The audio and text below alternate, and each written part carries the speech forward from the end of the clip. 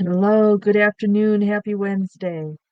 My name's Sarah Page. I'm the owner of SAP Virtual Resources. We're a virtual accounting firm offering accounting, bookkeeping, and payroll services for small to mid-sized companies.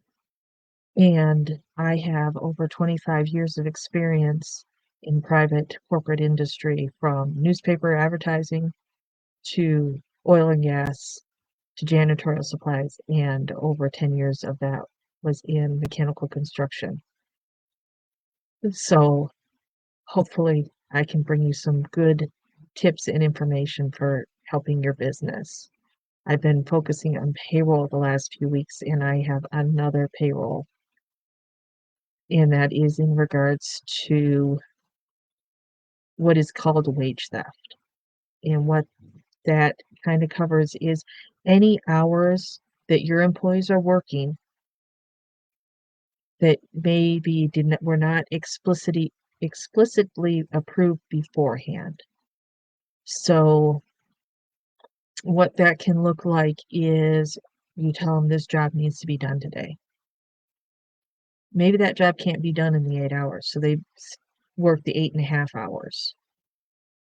Because they did not get your written permission or specific permission to work that extra half hour in the day, does not mean you can't pay them.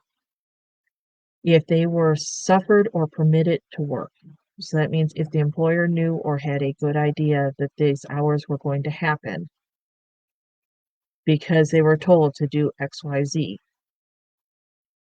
then those hours have to be paid. So just because they had overtime, you can't just not pay the overtime. There can be another issue. It can go into an HR issue with write-ups and things like that if they seem to be milking the clock. But for all intents and purposes, if the employees work the hours, they need to be paid, and if there are overtime hours, they need to be paid their overtime. There are some industries and things of that nature that don't need the overtime pay. That's specialty. That is a contact an employment lawyer or Department of Labor with specific questions.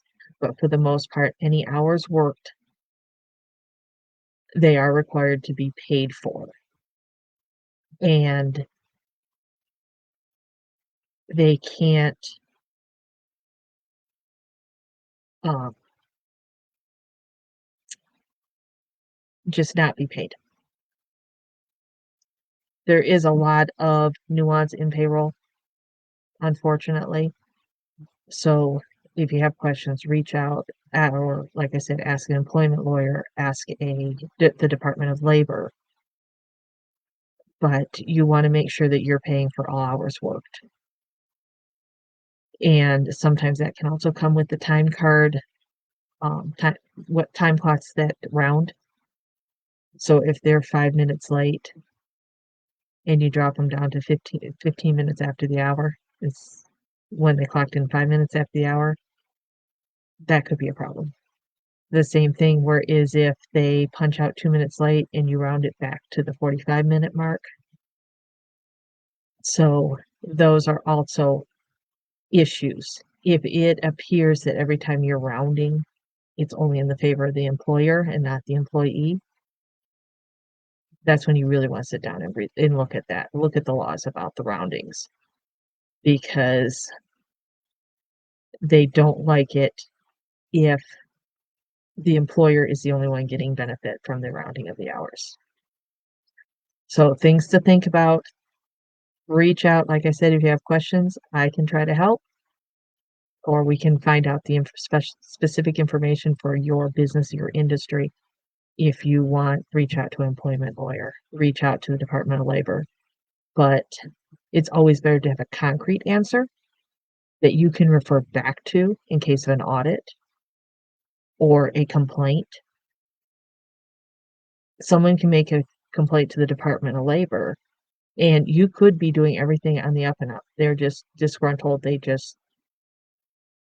I've seen it happen where they felt they were being taken advantage of. Everything was done on the up and up, and the Department of Labor said, "You're doing everything great." But that doesn't stop the complaints from coming. So You could get a completely unrelated complaint, and when they're looking at that, they find another problem. So it's always better to have a concrete answer, get it in writing, and then you can keep it in your books saying, this is why we're doing what we're doing. We got this answer from this person that knows what they're talking about or should know what they're talking about, and that will help you support your process. So have a great week.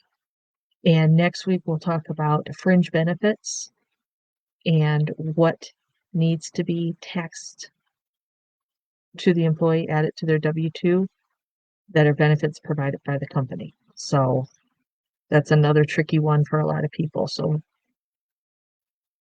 catch that one next week, and I'll see you then.